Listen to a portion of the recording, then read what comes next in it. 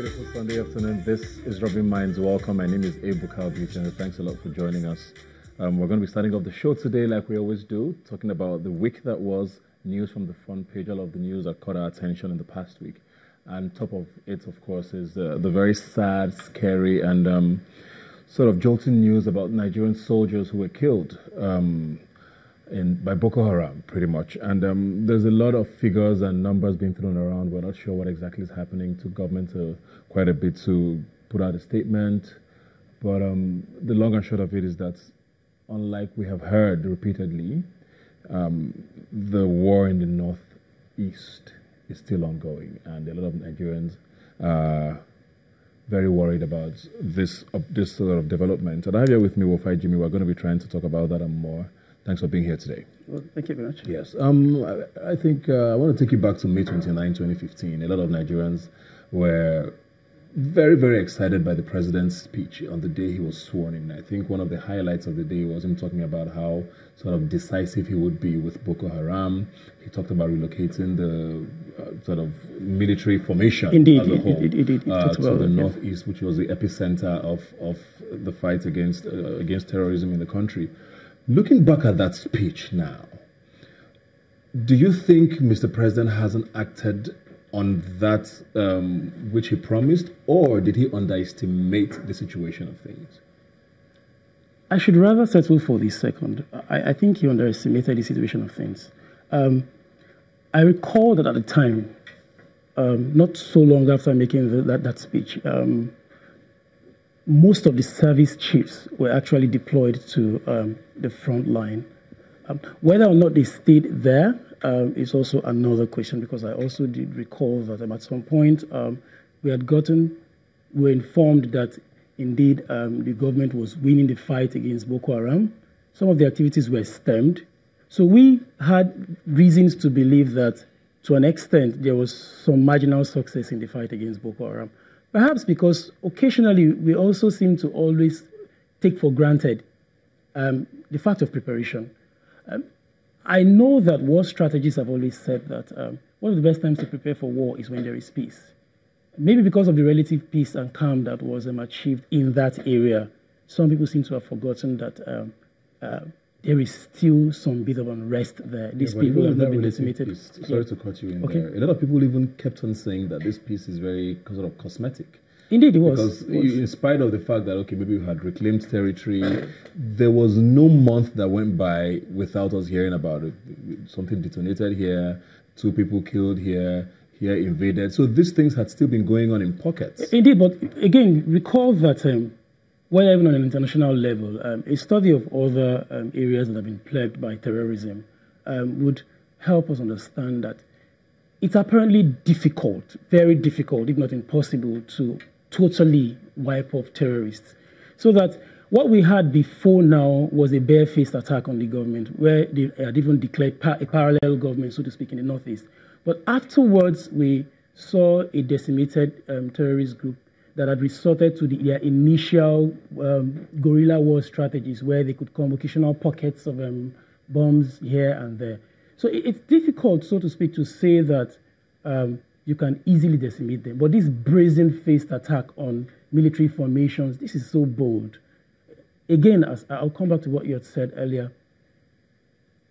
The indication of this is nothing short of the fact that I think we underestimated them. We probably had taken for granted the fact that these people may still be very potent. And so we've got back to sit down, and we've gotten back to sitting down and hoping that our militaries could continue to deal with them the way we have always done. I think that's the issue here, really. We've underestimated them. We probably didn't think that they could resurface as they had done. But in very recent times, these guys have been coming back. But who's indicted for that now? Because I mean, even after the speech on the 29th of May in 2015, over time we've had several insinuations and even direct statements by either Mr. President or people of representatives of the government saying Boko Haram has been defeated. Categorical statements. Oh, like yes, they've been doing that. So when you hear statements like that and things like this happen, why would they make a statement like that if there's no confirmation that this terrorist organization has been banished? Again, I should say, as with everything that pertains to this country, our government always like to make rhetorical exaggerations, I think if I should use the word, so that it's difficult to have someone simply come out and say, admit that this is still an ongoing war. That's not a politically correct statement. The more politically correct thing for them to do is to simply say, of course we are winning the war. Give Nigerians some semblance of assurance that this is happening. I should say the government should take the blame, and the military formations as well. Now, there may have been some certain degree of laxity on the part of the military formations, but who monitors them? Who sits back and says that, see, we can do a performance test to indicate whether or not they are winning this war? Even if there is such a test, who does the assessment? That's really the issue.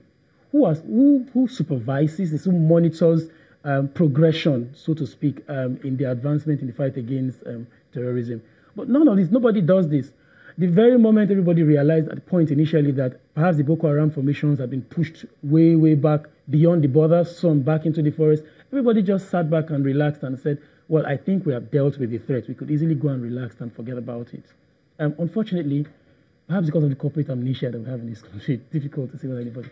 Looking at the response so far by the presidency to this, I mean, it's still recent, so I don't know that anything serious might have happened yet. But I mean, yeah. Looking at the response so far and what you think should have been the response, are you satisfied? And what do you think should be the plan going forward? I'm definitely not satisfied. I'm to say the least, I'm totally disappointed with the president's response. Perhaps one of the first things I ought to have done, he had acted right by simply saying he was shocked by the attack, but beyond shock.